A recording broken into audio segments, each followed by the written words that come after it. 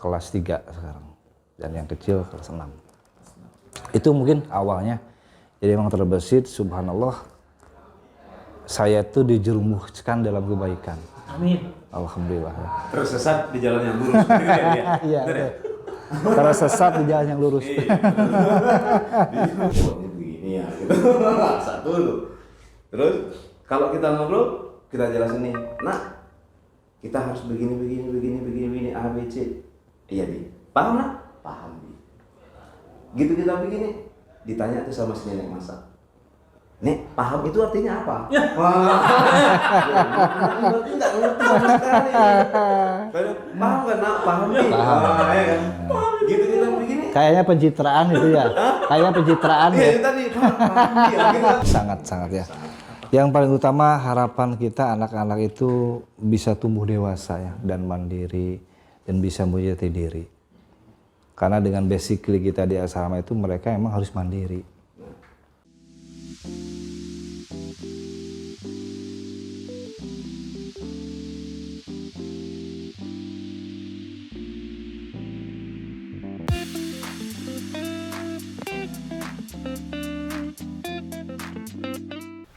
Assalamualaikum warahmatullahi wabarakatuh. Ketemu lagi sama Rais Endut. Nggak lupa, nggak bakal ingat. Pasti inget lah ya. Karena kita udah ada di bincang-bincang sahabat kali ini. Dan kali ini saya sudah mempunyai narasumber yang dua-duanya jadi kepala. Karena punya kepala. Kepala asrama di Sahabat Yatim Indonesia. Assalamualaikum bapak-bapak. Waalaikumsalam warahmatullahi wabarakatuh. Saya enaknya manggilnya Abi atau Bapak nih ya? Abi deh. Abi aja ya Pak ya? Kalau ke saya enaknya A aja. Jalan. Orang Sunda soalnya. Orang Sunda? Iya. Orang Sunda, iya benar juga sih. Orang Sunda tapi jadi kepala asrama di Jawa. Luar biasa nih. Pokoknya ini omongan kita kayaknya ini lebih mantap lagi kayak ini. Ya sebelumnya Bapak kita perkenalkan diri aja dulu Pak ya. Dari Bapak yang ini dulu nih. Ya. Silakan Pak. Siap. Bismillahirrahmanirrahim. Assalamualaikum warahmatullahi wabarakatuh. Waalaikumsalam warahmatullahi wabarakatuh. Perkenalkan, nama saya Zarkasi Nasution. Jarkasi Nasution. Biasa dipanggil kalau di asrama itu Abizar. Saya asli Medan dan saat ini alhamdulillah diamanahin untuk menjaga anak-anak di asrama Medan Aksara.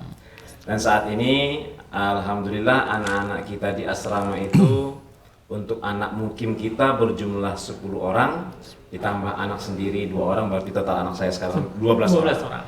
Nah, alhamdulillah saya bergabung di Sahabat Yatim ini sudah lebih kurang 2 tahun. Begitu. Alhamdulillah. Dengan Bapak yang keren ini nih. Oke, Assalamualaikum warahmatullahi wabarakatuh. Perkenalkan, nama saya Iwan Setiawan.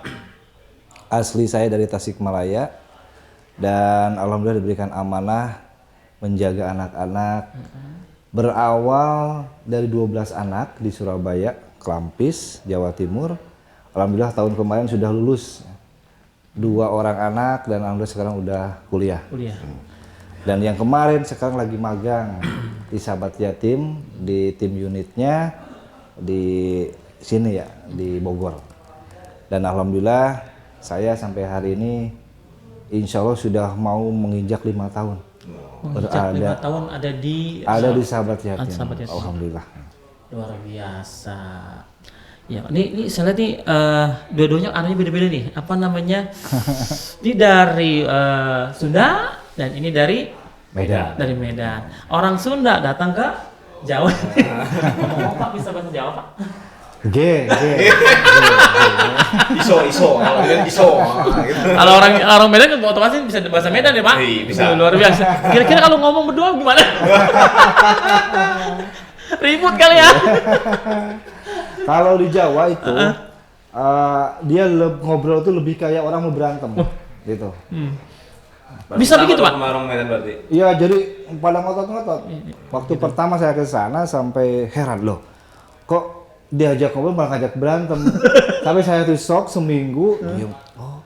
Tapi terus menerus dihayati. Oh, memang adatnya begini. Oh, gayanya. Ya gayanya seperti itu. Gitu. Lah, apalagi Medan loh Pak? Iya. Medan gimana nih, Bang? Ngegas dulu. Ngegas. Ayo. itu mengajak beneran, maksudnya mengajak untuk pergi atau main gitu. Padahal cuma lebih anu ya, lebih ini gitu. Tapi kan Medan itu kan Pak ada apa wilayah-wilayahnya kan. Iya. Ya, contoh kayak di Nasution itu kan ada wilayah yang lebih apa orangnya yang katanya agak halus gitu, Iya, ada yang benar. kasar. Itu apa di daerah mananya itu? Saya yang paling halusnya tuh. Paling halusnya. Iya, namanya Mandailing Natal. Mandailing Mandailing Natal. Iya, benar. Kabupaten Mandailing Natal. Kebanyakan di situ memang banyak orang Islamnya Pak ya kalau nggak Iya, salah. seluruhnya hampir ya 98% itu muslim. Muslim semua. Oh, gitu. Ini beda-beda. Dari mana dulu nih saya ngomongnya? Orang keren semua abisnya. Pak, dari Pak Abisa dulu deh. Ya. Latar belakang Bapak kenapa mau menjadi kepala asrama awalnya gitu bisa. jadi Awalnya? kepala asrama. Ini tanpa disengaja sebenarnya. Tanpa disengaja sebelumnya bekerja di bidang otomotif. Setelah itu buka usaha. Saat buka usaha itu melihat rekan-rekan yang lain yang sudah bekerja atau pindah bekerja tempat lain itu begini. Kebetulan ada yang di Sahabat Yatim awalnya begitu. Oh, awalnya. Cuman nggak tahu nih Sahabat Yatim seperti apa gitu kan. Hanya terbersit aja tuh pas kondisi saat itu pandemi awal kali 2019 lah. Lihat mereka ini kerjanya apa ya mereka? Kok ini buat status begini, buat status lagi di sini. Kebetulan si kawan ini di bagian funding nih, fundraising gitu kan. Terbersit aja, loh namanya Sahabat Yatim. Tapi kerjanya kok kayak seperti kita yang dulu nih, kayak marketing gitu istilahnya. Jadi suatu saat lagi jenuh-jenuhnya mungkin dalam bekerja, si kawan tadi datang nih ke tempat kita, tempat usaha kita. Mau nggak lu jadi kepala asrama? Kepala asrama apa? Sahabat Yatim. Wah nggak mau lah. Masa ngurusin anak yatim banyak panti asuhan, nggak mau lah. Gitu. Karena pikirannya pertama kali Sahabat Yatim itu pikirannya kayak panti asuhan tuh sebenarnya. Iya. Panti asuhan pada umumnya gitu. Cuman saat itu pernah memang terbersit. Sepertinya kalau tapi nggak menuju ke Sahabat Yatim awalnya tuh. Terbersit cuman begini. Enak juga ya kalau ada kesempatan itu bersama anak-anak seperti itu. Gitu tuh. Setelah itu baru datang tuh si kawan nawarin ke kita gitu. Ketemu lagi tuh. Ketemu lagi itu bilang, ayolah gabung aja. Berpikir panjang, insya Allah Bismillah gitu. Terbersit nggak apa-apa, insya Allah Bismillah untuk anak-anak nih.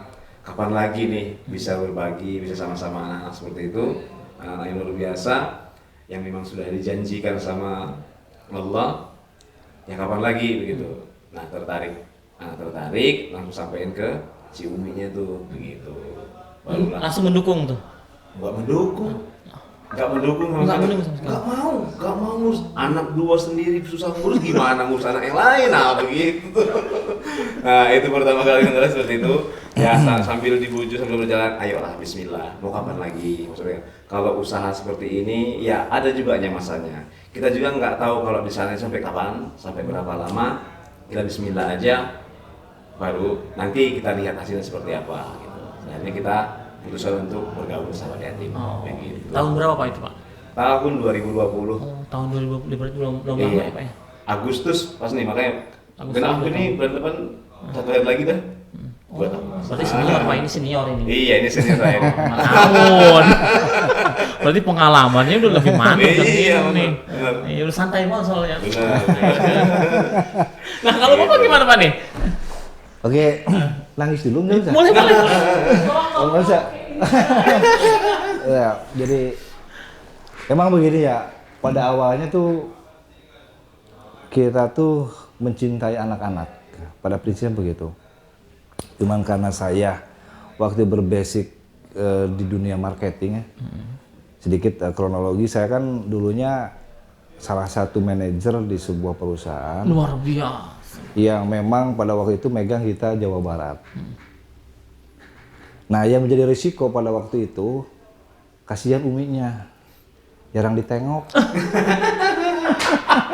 Iya. Saya ngerti bagian itu Pak, saya ngerti Iya, banget. benar. Jadi kalau saya detailkan Ya. ya, kita pulang sebulan satu kali. Kadang-kadang pulang malam minggu, pulang hari Senin pagi ba'da subuh berangkat lagi. Jadi cuma dikasih waktu 1 hari sama anak. Nah, kemudian ada yang nawarin ya dari rekan juga di sahabat yatim, nah kita nggak tahu dulu. Ditawarin, sampai kita mikirnya 7 bulan mau ke 8 bulan. Ngapain ngurus anak-anak, saya bilang gitu. Jadi dalam terbesit dalam pikiran tuh kotor lah gitu. Artinya, wah ngapain? Gitu kan. Kayak aja pulang ke rumah jarang, ngapain ngurus anak? Tapi terus berjalan, akhirnya pas baca-baca sambil berjalan ya memposisikan pemikiran, ini bener enggak sih, ini bener enggak sih? Ternyata pas dilihat sahabat yatim, oh ternyata prosedurnya, sistemnya sudah baik, ya lihat begitu. Kemudian ada sistem pengasuhan yang memang terorganisir begitu. Jadi kita tuh nggak terbersit seperti benak-benak yang tadi, oh anak-anak jalanan masuk udah dibuat kayak gitu. Oh ternyata memang ada kepengurusannya gitu ya, pola makannya sampai pola pendidikannya benar-benar ditata. Gitu. Baru di situ tuh ada sedikit mau gitu. Ada sedikit tuh. Sedikit, 20%. Kemudian yang lebih ini istri Uminya. Umi kan dia basic di guru PAUD. Jadi udah biasa itu main sama anak. Kemudian mungkin yang tadi tuh Ya. yang jarang ditengok. Nah itu jadi, pengen ditengok tiap hari. Udah di sana gede, memang katanya gaji gede, di sini sedikit. Tapi kita cari keberkahan. Terus maunya apa? Saya bilang, ya kita bikin berdua bersama kalau gitu. Kali pengen sukain lagi gitu ya. Dari situ kita berniat, oh iya nikah tuh kita untuk sakinah mawaddah warahmah. Bagaimana sekarang mau sakinah mawaddah? Ketemu aja jarang. Bener juga. Nah, akhirnya tuh naik tuh 30%. Nah, baru di situ. Udah sekarang gini aja. Kirim aja lamaran. Minta alamatnya. Masuk ke sini. Waktu itu ketemu sama Pak Bobi, ya CIO di sini dan alhamdulillah. Nah, disitulah bermula.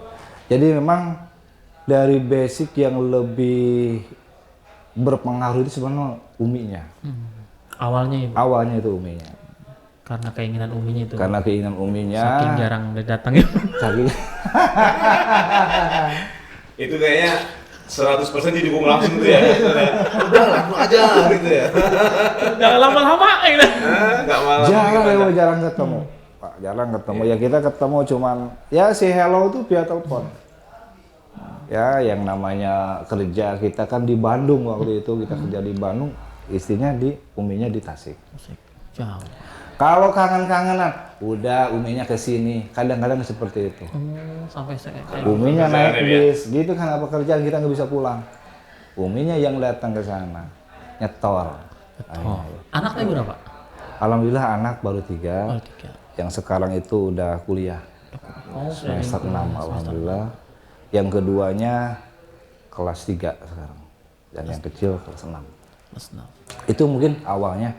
Jadi memang terbesit, subhanallah, saya tuh dijerumuskan dalam kebaikan. Amin. Alhamdulillah. Terus sesat di jalan yang lurus. Begitu ya dia? Iya. Benar ya? Karena sesat di jalan yang lurus. Iya, benar. Dijerumuskan kebaikan. Masya Allah. Tapi nggak ada nggak perasaan Pak, wah ini gaji di sono mah kecil, sedangkan gua dapat gaji gede gitu. Iya. Awal kita kan yang paling pertimbangan seperti itu awalnya. Oh di sana sekian, sini, aduh. Apalagi marketing sebelumnya dia. Wah, basah lah istilahnya. Basah. Iya, apalagi ini kan pedagang kan, Wah, tahu sendiri. pedagang. Padahal saya awal tadi saya bilang, saya pikirnya tambal ban nih, bukan. Pengusaha. Iya dulu. makanya kan pengusaha itu ya luar biasa Pak, uangnya kok bisa gitu, kok sampai mau terjerumus kemari, Pak.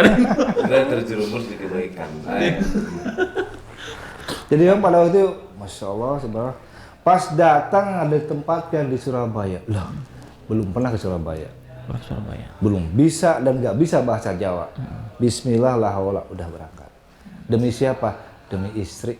Demi istri. Nah, jadi bukan demi saya. Ya, ya. Kalau saya kan udah demi istri, jadi kita harus korbankan.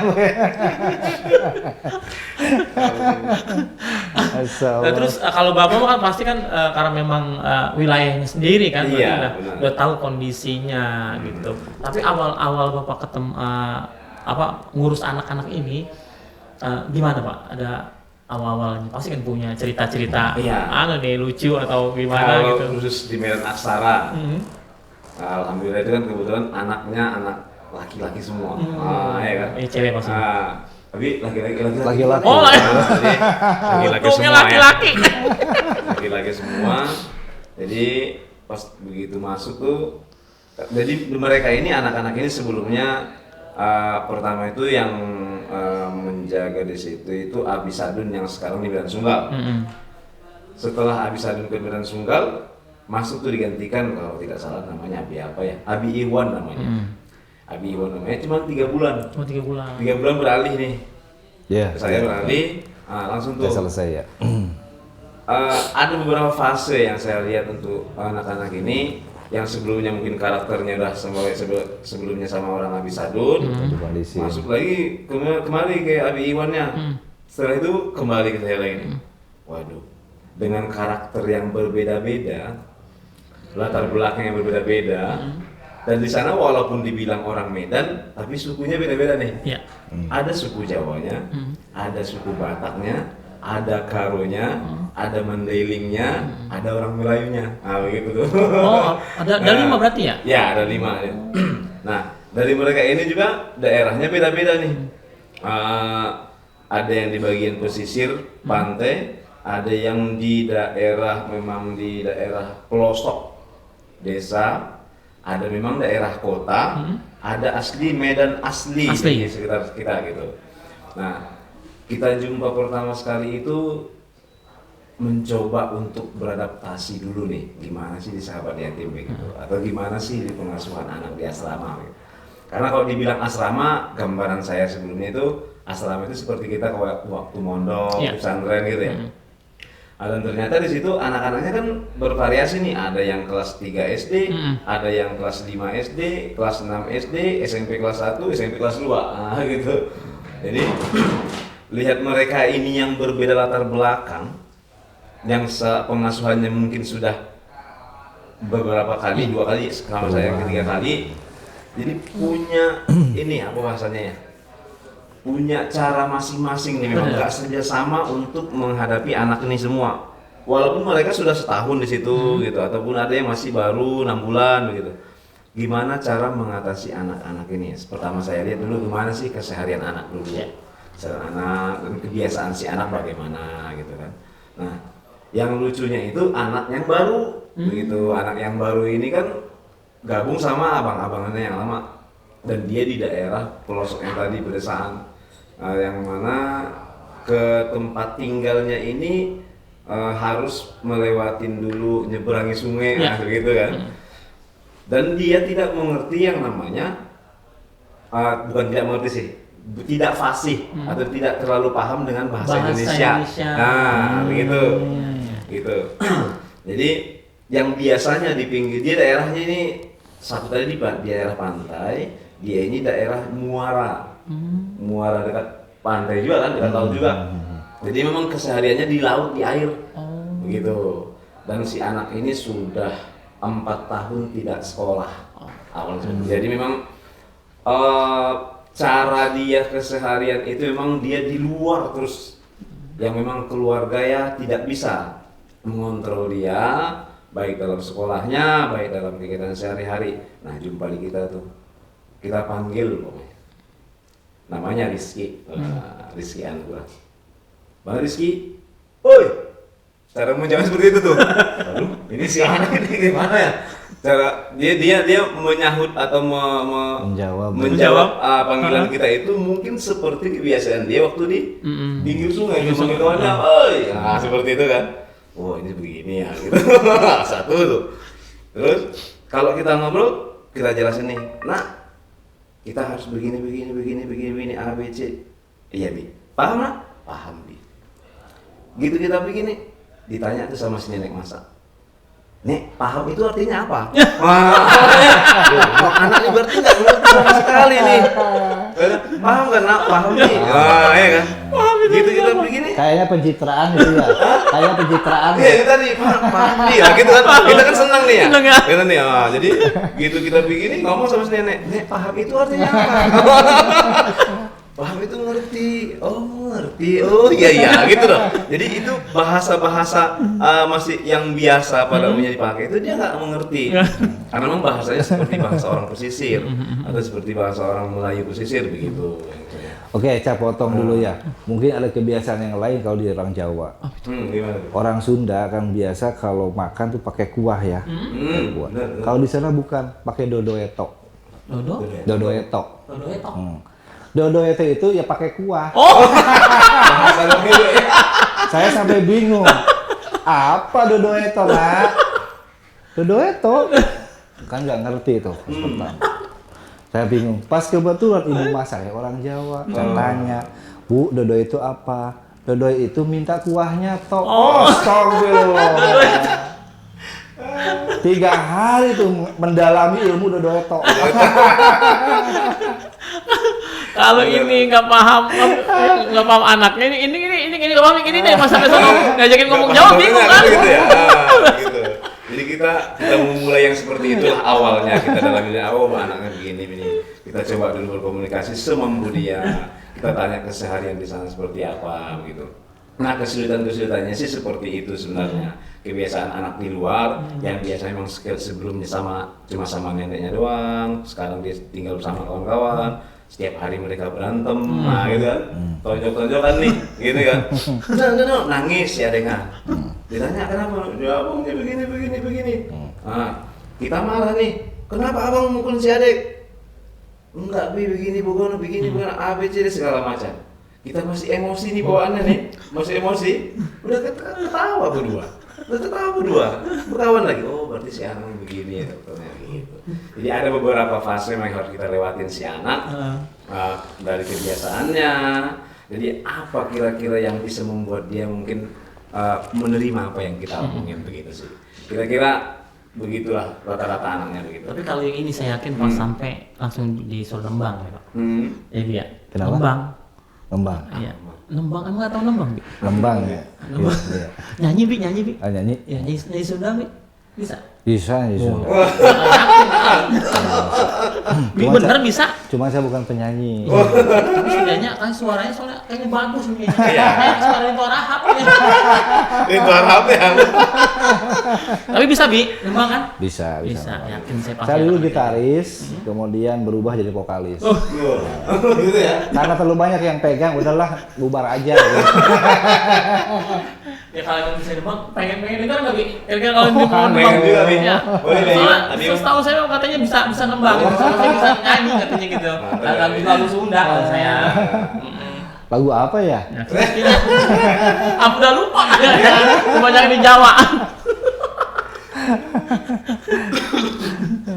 Berarti lagunya cocok berarti kayak Rinto Arhab ya tadi ya? Oh, tapi pakai logat Sunda gitu ya? Ada soalnya saya kalau ngeliat begini, saya ingat itu preman pensiun ini kayaknya ganteng. Pulang ah.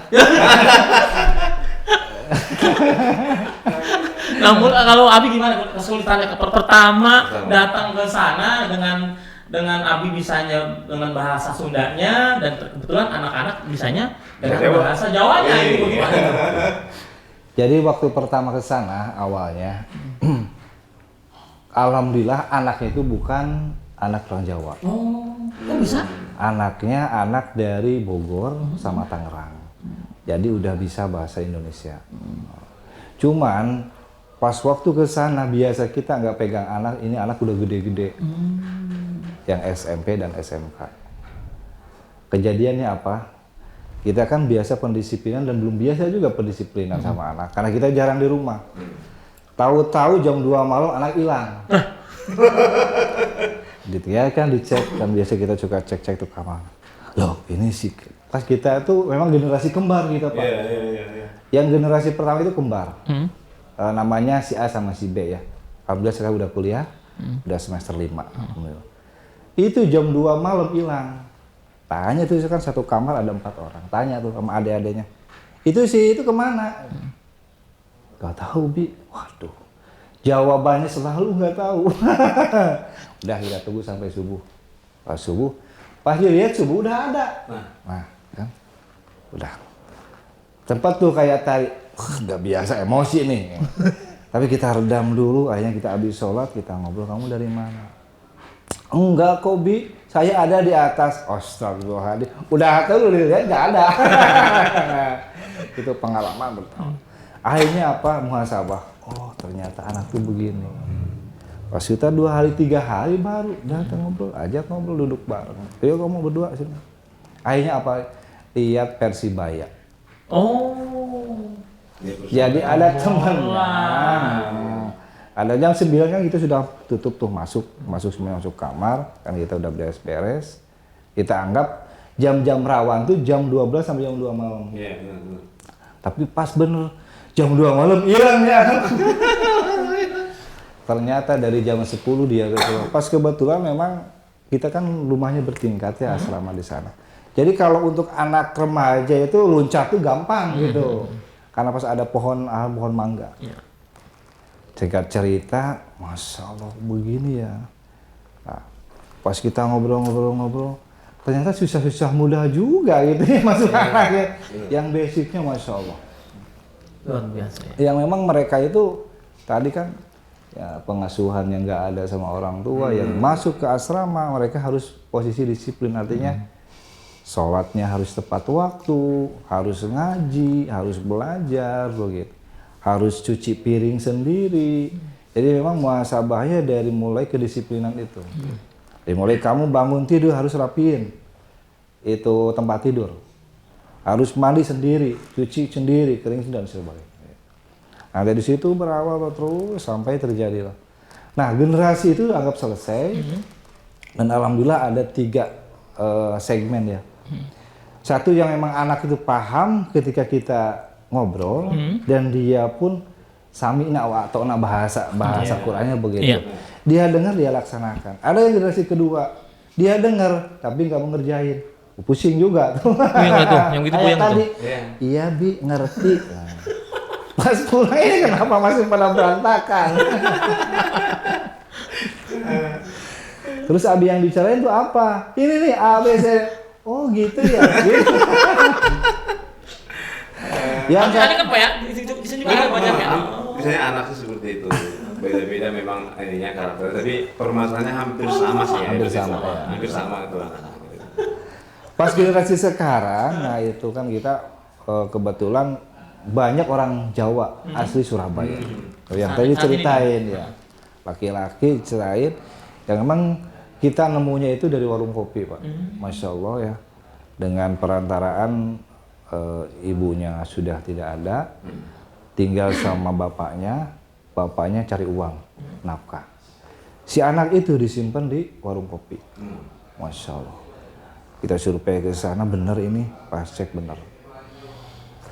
Posisi ininya borokan, oh Masya Allah pokoknya. Terus kita ambil, kita panggil, kita lapor ke RT, kita ambil. Akhirnya mereka kita rawat, dan alhamdulillah sampai hari ini. Nah kejadiannya seperti itu, karena biasanya suka dikasih mie ya sama tukang warung kopi, ada yang istilahnya tuh yang beli kopi karena kasihan dikasih lagi mie. Tadi kan air doang, kuah doang. Pas datang ke rumah kita nggak masak dodoeto yang tadi tuh, nggak masak sayur. Pas ada yang ngasih sayuran sama kuahnya. Ayo tak kasih, dibagiin kan biasa. Pas udah gitu. Aku mau dodoeto. Apa dodoeto? Dia itu nggak bisa jelasin. Karena bahasa Indonesia ini nggak paham lagi. Iya. Posisinya mereka nggak bisa bahasa Indonesia ya. Bisa tapi nggak lancar gitu. Dia tidak ngerti dan tidak lancar bahasa Indonesia. Kitanya nggak lancar bahasa Jawa. Coba gabungkan. Pusing nggak? Oh yang mana itu? Tapi kalau sudah 5 tahun, tapi Abi masih suaranya masih logatnya masih Sunda banget. Oh saya kan pecinta produk Indonesia. Jadi saya nggak mau ninggalin suku saya. Iya. Jadi mohon maaf ya, kalau untuk bahasa itu jangan diganggu-gugat. Nggak takutnya udah sampai 5 tahun pakai logat gitu, opong gitu kan. Ini apa tetap aja gitu. itu suaranya. Berarti sering di kamar sama uminya gitu. Sering ngobrol. Sekarang mau doken nih udah. Dok. Udah. Bi, setiap tempat pasti kan punya metode masing-masing. Iya. Buat mendidik anak-anak yang ada di sana. Kira-kira metode apa nih dua-duanya nih ya? Iya. yang digunakan untuk ini. Kalau di kita saat ini memang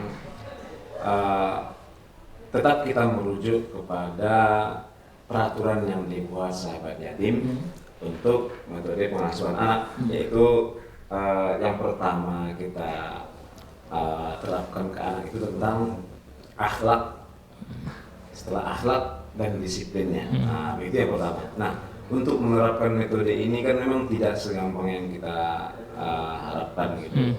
Jadi metodenya tadi itu kita bilang metode pendekatan kepada anak, sebenarnya begitu. Karena tadi karakter anak ini berbeda-beda. Ada yang pengennya memang hanya ngomong sekali udah bisa ngerti nih, seperti yang dibilang Abi Iwan tadi. Ada yang memang kita ngomong berkali-kali baru dia mau menerapkan apa yang kita arahkan. Ada yang sama sekali sampai berkeluar sampai sekarang masih ada aja yang nggak bisa dia kerjasama masalah leadership yang tadi begitu sih. Jadi metodenya saat ini kita buat pendekatan ke anak. Ada yang kita ajak dulu bermain baru dia mau. Ada yang kita ajak dulu ngopi dulu nih, baru mau. Seperti itu ada. Ada memang harus dengan metode keras, ada juga begitu. Jadi memang bermacam-macam metode sebenarnya. Tapi paling tidak pendekatan diri ke anak sih sebenarnya. Bagaimana kebiasaan si anak sehingga dia bisa mau menuruti apa yang kita sampaikan begitu. Gimana Bi? Iya, kalau untuk Mas itu mungkin nggak jauh beda ya, karena dia kan tadi jiplak dulu sama saya. Jangan-jangan di luar udah ngomong dulu kan itu ya. Jadi saya mau nambahin doang. Tapi jangan dikurangi ya. Jangan, harus ditambah. Jadi salah satunya ya itu persuasif. Jadi kita harus kenal dulu anak, kemudian anak pun harus kenal kita. Cuma metode-metode yang lainnya, jadi kita pun nggak bisa proses pendisiplinan itu dengan keras, tapi kadang-kadang dengan lembut juga. Tapi kadang-kadang dengan sebuah tulisan atau sebuah karya mereka. Oh kamu ngerti ya, coba terapkan ini. Tapi kadang kalau lagi makal ya udahlah, podo ae. Jadi pada prinsipnya insya Allah sama ya. Ya dengan konteks kita Islam bahwa akhlakul karimah. Jadi susunan-susunan dari agama lah yang paling kita penting. Karena sholat itu kan bagian dari proses pendisiplinan. Ketika kamu sholatnya tepat waktu, maka itu Anda mendidik untuk disiplin. Itu poinnya sangat ringan. Jadi nggak usah banyak-banyak ya pertanyaannya.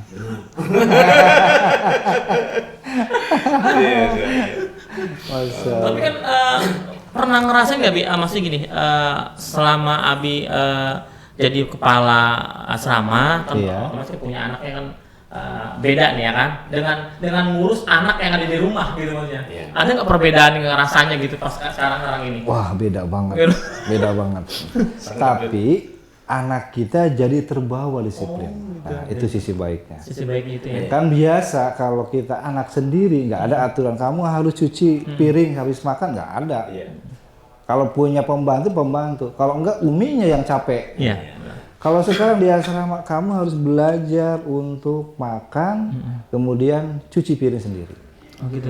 Itu poinnya. Sama. Itu bisa sama. Kayaknya janjian kayaknya. Saya nggak demen gitu. Nggak usah. Iya sih mas benar. Jadi kalau di kita itu anak-anak ini awalnya kita hampir ya bisa dibilang memang dulunya mungkin kita jarang berhadapan seperti anak seperti mereka. Kadang rasa emosi, rasa apa kalau kita sih bilang gerem, tapi ini kan anak yatim.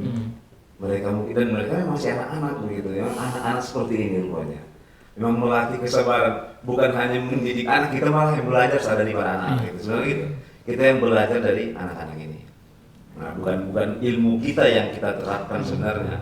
Kita belajar dulu dari si anak, baru kita bisa mengarahkan mereka. Luar biasa. Terus kondisi sekarang gimana asrama? Maksudnya anak-anaknya udah mulai pendisiplinannya sudah mulai bagus atau tidak, dan terus bagaimana dari apa ya namanya, sekolah kan biasanya kan ada yang punya prestasi atau gimana?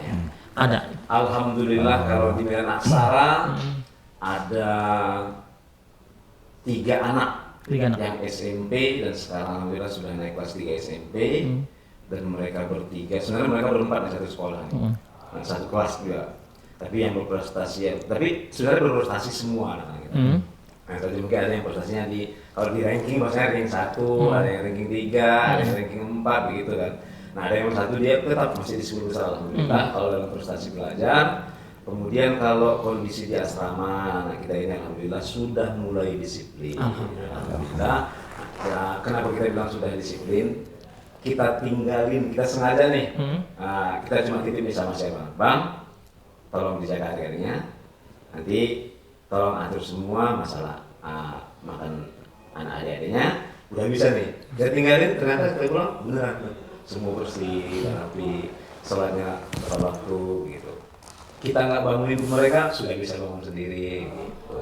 Dan tadi ya tetap juga ada di antara mereka ini yang memang perlu masih jadi PR kita untuk tetap mengarahkan mereka, mengajari mereka gitu.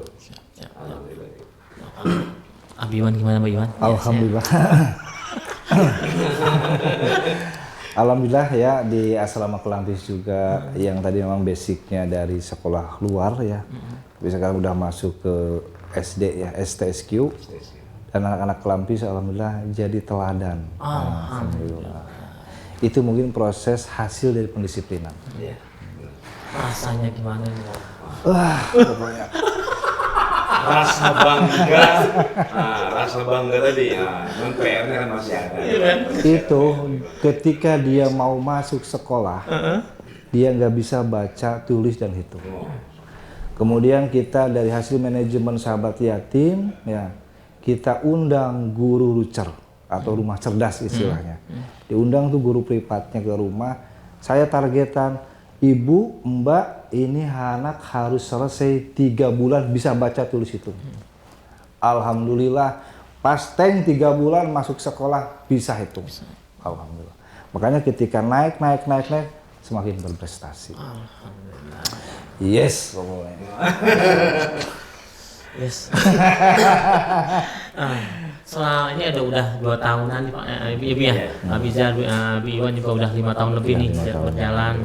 Pasti kan ada momen-momen yang berkesan pada sama anak-anak nih ketika mengurus anak. Kira-kira momen-momen apa yang paling berkesan nih dari Abi sekalian? Gimana ya? Pengen nangis dulu.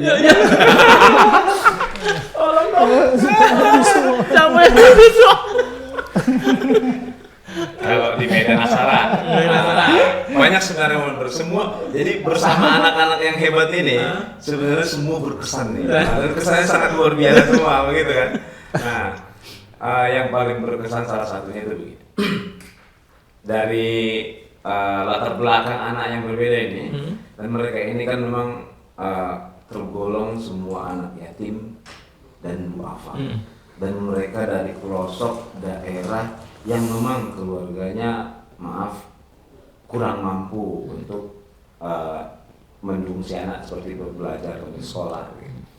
Nah, pada saat kita rekrut atau kita ajak nih bergabung atau ikut mukim di sahabat yatim, yang paling berkesan pertama kali itu melihat si anak ini pada saat pertama kali makan enak biasa.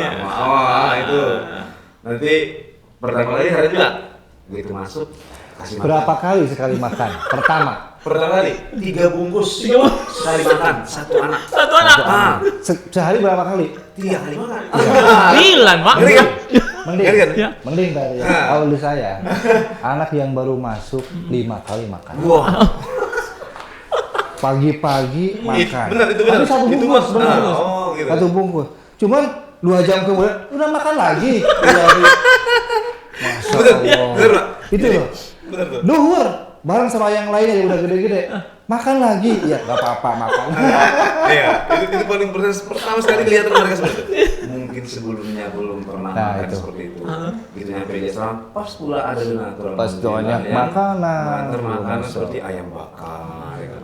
Ada ngantar KFC, ya kan.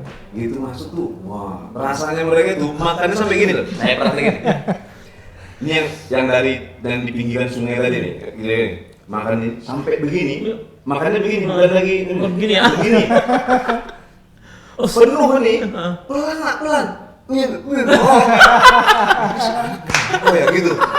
Memang rasanya kayak gak sabar gitu makan enak nih gitu. Kesan pertama itu paling anak-anak tadi kalau satu. Yang dulunya mungkin hanya bisa makan ya ikan asin, mungkin bisa ikan juga di laut ya, tapi tidak seperti kita di kota gitu.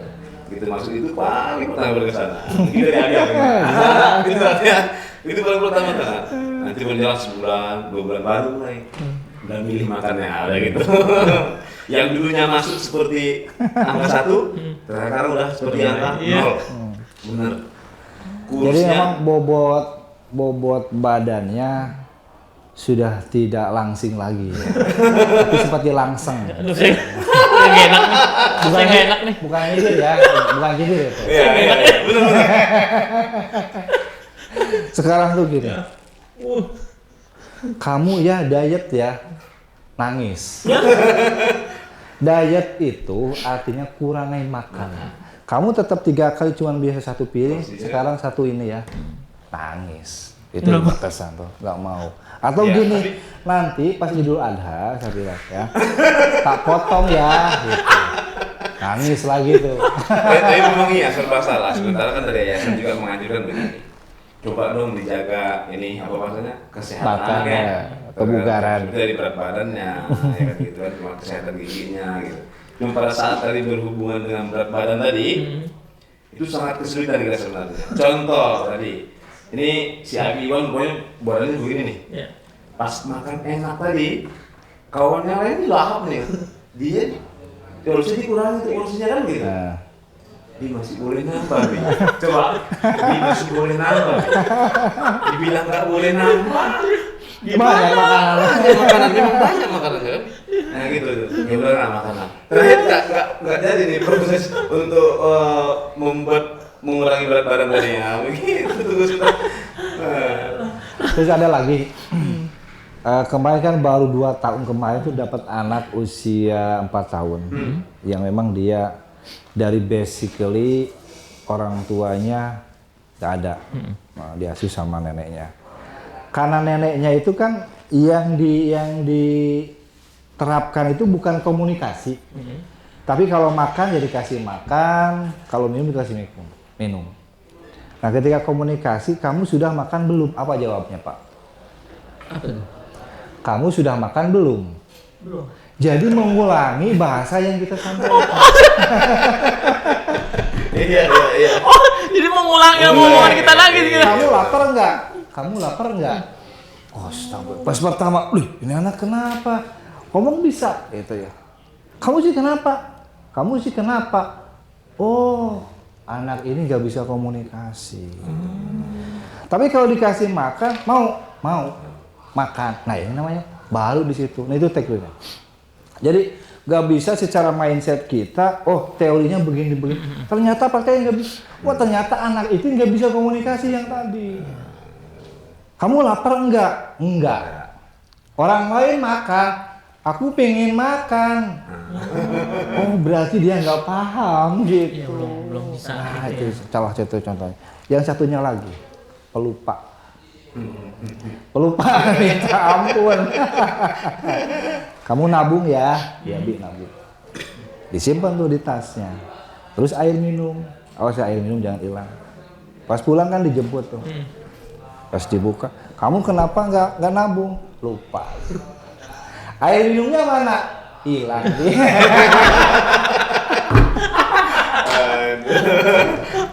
Banyak gitu ya. Itu kesan yang sangat masalah. Makanya sampai hari ini Calitung sudah 230 episode. Baru episode ya. Udah lebih tersanjung nih. Bacanya belum bisa-bisa. Itu maksudnya. 230 episode tapi bacanya belum bisa-bisa. A B C D F apa tuh? G H I J K L apa? Coba diulang dari A, lupa. Bi, tapi pernah marah nggak sih sama anak-anak? Saya alhamdulillah nggak pernah marah. Nggak pernah marah. Kesel ya. Maksudnya sampai gimana gitu, sampai kita nih nggak udah keselnya banget, apa yang nggak bisa nahan gitu. Pernah Bi aja Kalau, aja. kalau saya sendiri, kalau marahnya sih sebenarnya marah. Kan marah kita itu bukan karena kita benci atau nggak suka sama dia, tidak. Ada kadang anak ini, apalagi yang sudah beranjak remaja menjadi dewasa, ada mungkin perlu dikasih namanya shock terapi, kan? Kira-kira begitulah. Marahnya seperti itu. Nanti contoh dia buat yang tidak baik lah, pokoknya begitu ya. Cara udah berulang-ulang mungkin dengan cara ngomong empat mata, ngomong lembut atau ngomong seperti yang nggak ada kekerasan sih sebenarnya, cuman hanya bahasa kita itu keras gitu, gas gitu. Nah, seperti itu sih. Wah, kalau ini makanya nggak pernah bisa marah. Gitu. Saya nggak pernah marah. Paling sekali itu hancur. Gitu. Itu namanya marah. Gitu ya? Iya, benar. Berarti yang nggak paham saya. Sama nih, gara-gara efek tadi nih. Efek tadi nih. Ya Allah. Ini sakit perut saya. Ini lapar. Ya tapi Bi, ada nggak nih pesan dan harapan buat anak-anak yang lagi bersama? Oh sangat ya. Yang paling utama harapan kita anak-anak itu bisa tumbuh dewasa ya, dan mandiri dan bisa menjadi diri. Karena dengan basically kita di asrama itu mereka emang harus mandiri. Jadi jangan tergantung sama orang lain. Kamu harus jadilah kamu. Kamu harus jadilah orang kamu. Jangan jadilah orang lain. Makanya pemupukan pendisiplinan di asrama itu harapan kita dia menjadi orang hebat. Amin ya Allah. Amin. Amin. Amin ya Allah ya Allah. Amin. Roban hati.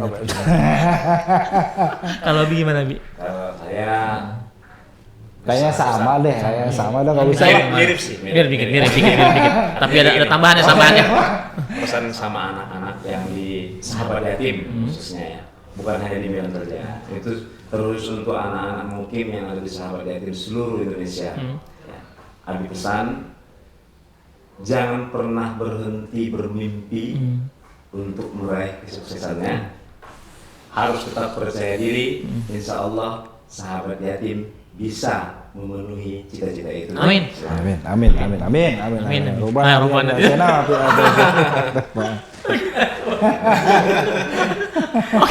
Makin lama makin seru nih sebenarnya. Waktu jualan kayaknya Bi ini abi-abi. Iya nggak senang lah gitu. Suka ada deadline masalahnya. Jangan dibatasi harusnya. Sampai besok nggak apa-apa. Apalagi tambah kopinya tadi ya. Iya, permasalahannya kopinya ini. Harusnya ada kopinya Bi ya. Mau besok Sampai pagi pun ya. nggak apa-apa. Sama panitia saya bilangin kan lo.